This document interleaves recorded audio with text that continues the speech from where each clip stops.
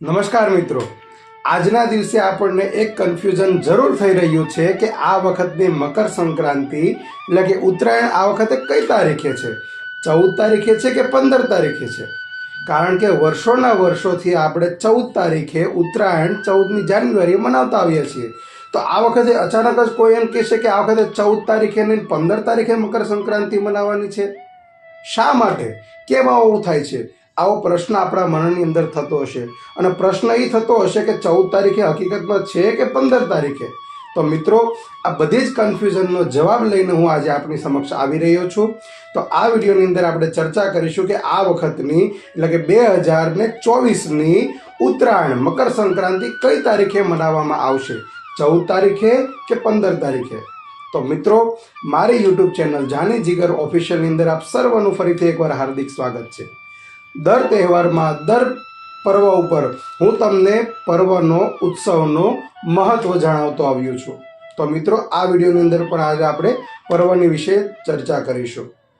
મિત્રો, ઉત્તરાયણનો જે તહેવાર છે તે સૂર્યને લગતો છે, ભગવાન સૂર્યનારાયણને સમર્પિત આ તહેવાર છે.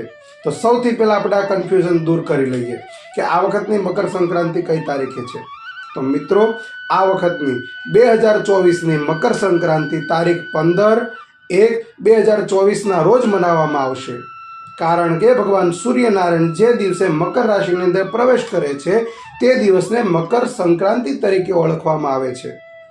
તો 14 તારીખે રાત્રે 2:44 ભગવાન સૂર્યનારાયણ ધન રાશિને છોડીને મકર રાશિની અંદર પ્રવેશ કરવા જઈ રહ્યા છે. તો રાત્રે 12 વાગ્યા પછી તો સ્વાભાવિક જ છે કે તારીખ બદલાઈ જાય છે. તો મિત્રો, 15 તારીખે ભગવાન સૂર્યનારાયણનો મકર રાશિની અંદર પ્રવેશ ગણવામાં આવશે.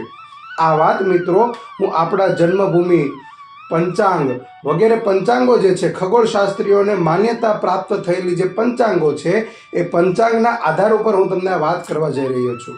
તો આ વખતે 15 તારીખે પુણ્યકાળ ક્યારે રહેશે? મકર સંક્રાંતિની અંદર જે દાન પુણ્ય કરવાનું હોય તે ક્યારે કરવાનું રહેશે? તો મિત્રો, 14 તારીખે રાત્રે 2:44 મકર સંક્રાંતિનો પ્રવેશ થાય છે. તેથી સવારે 15 તારીખે સવારથી લઈને સૂર્યાસ્ત સુધી આ મકર સંક્રાંતિનો પુણ્યકાળ ગણવામાં આવી રહ્યો છે. સવારે 7:15 વાગ્યાથી લઈને સાંજના 5:45 સુધી આ મકર સંક્રાંતિનો પુણ્યકાળ ગણવામાં આવશે. તેથી જે પણ દાન તપ વગેરે કરવું હોય તો આ પુણ્યકાળ દરમિયાન આપણે કરી શકીએ છીએ. મિત્રો, પતંગ તો આપણે ભલે 14 તારીખે ચગાવીએ, ડીજેના તાલ ઉપર નાચીશું, તલ સાંકળી ખાઈશું, તલની ચીકી ખાઈશું, શેરડી ખાઈશું, ધાબા ઉપર આપણે ચકડી મચાવી દઈશું, પણ આ બધું આપણે ભલે 14 તારીખે કરીએ મિત્રો, પણ શાસ્ત્રને માન્યતા અનુસાર જે પણ કાર્ય કરવું હોય, દાન પુણ્ય વ્રત જપ તપ, તીર્થ સ્થાનની અંદર તમારે સ્નાન કરવું હોય, કોઈ દાન પુણ્ય કરવું હોય તો મિત્રો જરૂરથી 15 તારીખનો સ્વીકાર કરશો. કારણ કે 15 તારીખે જ હકીકતમાં ઉત્તરાયણનો પ્રારંભ થશે. એમ જોવા જઈએ તો મિત્રો, સંક્રાંતિ આખા વર્ષ દરમિયાન 12 સંક્રાંતિ આવે છે. કેટલી? 12 સંક્રાંતિ આવે છે. તો મકર સંક્રાંતિનું જ કેમ મહત્વ કહેવામાં આવ્યું છે?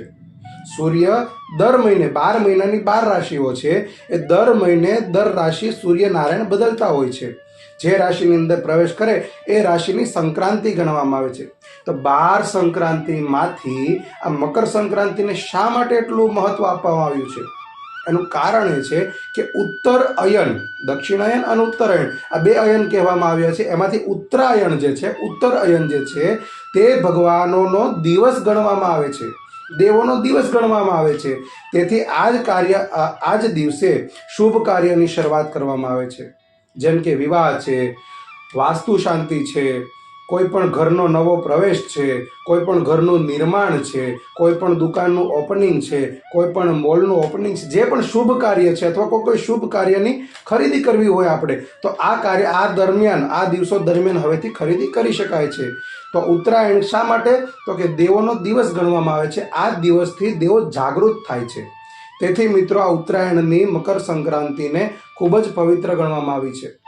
એક ઉદાહરણ, મહાભારતનું ઉદાહરણ આપણે લઈ લઈએ તો ભીષ્મ પિતામહ એવું પાત્ર હતું કે એમને ઈચ્છા મૃત્યુનું વરદાન હતું. ધારે ત્યારે એનું મૃત્યુ થઈ શકે, એ ધારે તેટલું જીવી શકતા હતા. તો એમણે પણ આ જ દિવસ પસંદ કર્યો હતો પોતાના અંત સમય માટે. ઉત્તરાયણના દિવસે જે પણ વ્યક્તિનું મૃત્યુ થાય છે તે વ્યક્તિને સીધો મોક્ષની પ્રાપ્તિ થાય છે. તેથી જ ભીષ્મ પિતામહે પણ આ જ દિવસની પસંદગી કરી હતી. તો મિત્રો, આ દિવસનું ખૂબ વર્ણન કરવામાં આવ્યું છે. આ દિવસની અંદર શું કરવું જોઈએ એ આપણે જાણી લઈશું. કઈ રાશિવાળાએ શું કરવું જોઈએ, કઈ રાશિવાળાએ શું દાન આપવું જોઈએ, એ પણ આજના વિડીયોની અંદર આપણે ચર્ચા કરી લઈએ. તો મિત્રો, મેષ, કન્યા અને કુંભ આ રાશિવાળાએ ચણાની દાળ, પીળું કપડું, પિત્તળનું વાસણ, આ પીળી વસ્તુ જે છે તે દાનમાં આપી શકાય છે.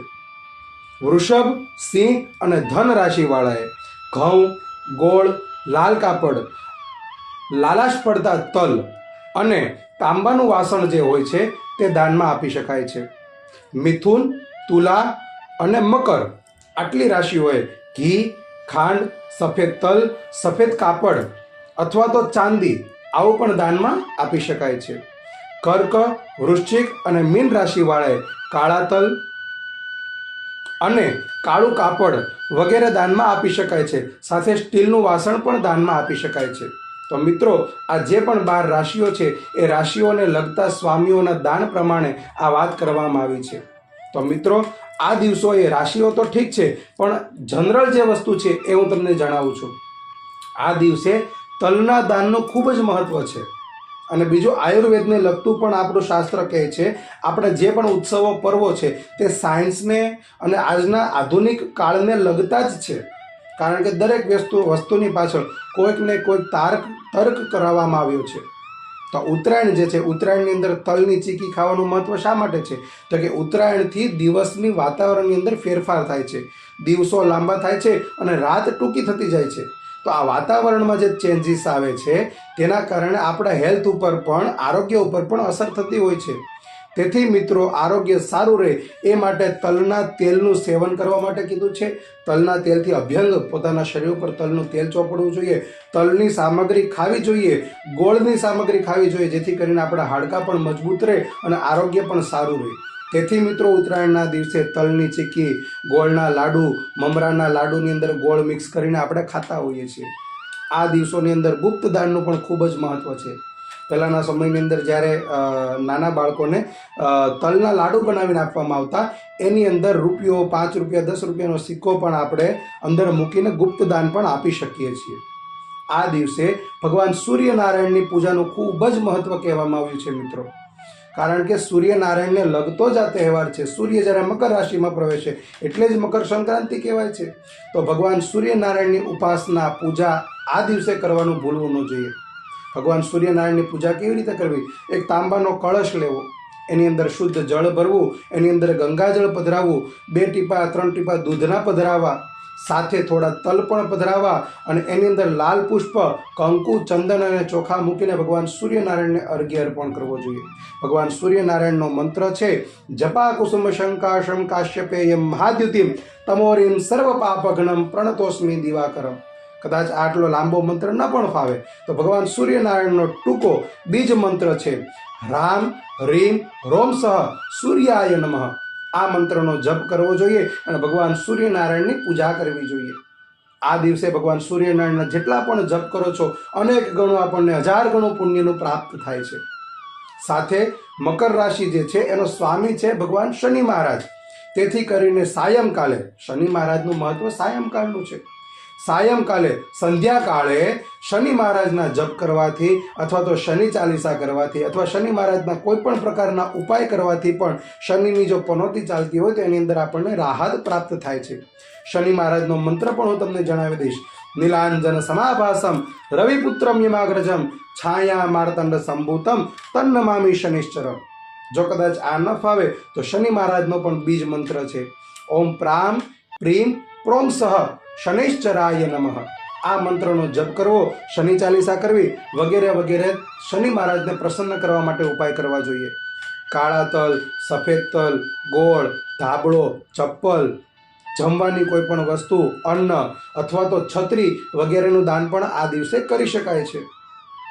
સંક્રાંતિ તો દર મહિને આવે છે, પણ ઉત્તરાયણની સંક્રાંતિનું મહત્વ જ વિશેષ છે, કારણ કે આ દિવસથી જ આપણે શુભ કાર્યની પણ શરૂઆત કરીશું. ગુપ્ત દાન કરવું જોઈએ, ભગવાન સૂર્યનારાયણને તર્પણ કરવું જોઈએ, અને હા, ખાસ કરીને ભગવાન સૂર્યનારાયણની સાક્ષીની અંદર આપણા પિતૃઓનું પણ તર્પણ આ દિવસે કરવું જોઈએ. ભગવાન સૂર્યનારાયણની સાક્ષીમાં પિતૃઓના નામનું તર્પણ કરવાથી આપણા પિતૃઓ પણ અક્ષય પ્રાપ્ત કરે છે અને આપણને ખૂબ પિતૃલોકની અંદરથી ખૂબ સારા આશીર્વાદ આપણને પ્રાપ્ત કરાવે છે. આ જે ઉપાયો તમને જણાવું છું તે આપણા શાસ્ત્રોને અનુસાર ઉપાયો આપવામાં આવ્યા છે. અને સાથે આ વખતે ઉત્તરાયણના દિવસે, મકર સંક્રાંતિના દિવસે રવિ યોગ પણ થાય છે. પેલું કેમ સોનામાં સુગંધ ભળે છે, એટલે રવિ યોગ પણ આ દિવસે થાય છે. તેથી મિત્રો, આ દિવસે થાય તેટલા દાન, તપ, જપ, વ્રત કરી લેવા જોઈએ. દાનોનું તો ખૂબ મહત્વ કીધેલું જ છે. એવું નથી કે બ્રાહ્મણોને જ દાન કરવું જોઈએ, બ્રાહ્મણો જ સૌથી પહેલાં શ્રેષ્ઠ પસંદગી કરવી જોઈએ, પણ સાથે સાથે કોઈ ગરીબ માણસ હોય, દિન અવસ્થાનો માણસ હોય, જરૂરતમંદ માણસ હોય, આવા વ્યક્તિઓને પણ દાન આપી સંતુષ્ટ કરવા જોઈએ. સાથે એમ પણ કીધું છે કે સત્પાત્રે કૃતમ દાનમ તદ્દાનમ સાત્વિકમ વિદુઃ, કે જે પણ જરૂરતમંદ માણસ હોય તેવા વ્યક્તિને જો દાન કરવામાં આવે તો એ દાન સત્પાત્ર ગણાય છે, યોગ્ય ગણાય છે, અને એનું ફળ આપણને પ્રાપ્ત થાય છે. તેથી મિત્રો, થાય તેટલી ભગવાન સૂર્યનારાયણની પૂજા કરવી, શનિ મહારાજને પ્રસન્ન કરવા, અને આ ઉત્તરાયણને આપણે ધામધૂમથી મનાવીશું. પતંગ તો આપણે ચગાવવાના જ. પતંગને પણ પતંગ શા માટે કહેવાય છે જણાવો. પતંગને પતંગ એ માટે કહેવાય છે કે ભગવાન સૂર્યનારાયણનું એક નામ છે પતંગ. તેથી પતંગ ચડાવીને ભગવાન સૂર્યનારાયણને વંદના કરવામાં આવે છે. આકાશની અંદર પતંગ ચગાવીએ તે આકાશી દેવોની વંદના છે, આકાશી દેવોનું સન્માન છે. આવો ભાવ પણ સેવવો જોઈએ. પણ આજકાલ આ બધા ભાવ તો આપણે ભૂલી ગયા છીએ. પતંગ ચગાવવામાં જ મસ્ત રહીએ છીએ, ડીજેના ગીતો સાંભળવામાં મસ્ત રહીએ છીએ. જે પણ કરીએ છીએ, પણ આપણે સંસ્કૃતિને આપણે યાદ રાખવી જોઈએ. 14 તારીખે ભલે પતંગ ચગાવીએ, પણ 15 તારીખના દિવસે આ દાન, સત્કાર્ય, કર્મ, પુણ્ય આ બધાનો આપણે લાભ લેવો જોઈએ. એવું નથી કે દાન જ કરવું. દાન ન કરી શકાય એવા વ્યક્તિએ પણ પોતાના ઘરની અંદર બેસીને ભગવાનના મંત્ર જપ કરવા જોઈએ. તો મિત્રો, આવા જ વિડીયોની સાથે આપણે મળતા રહીશું. જય શ્રી કૃષ્ણ.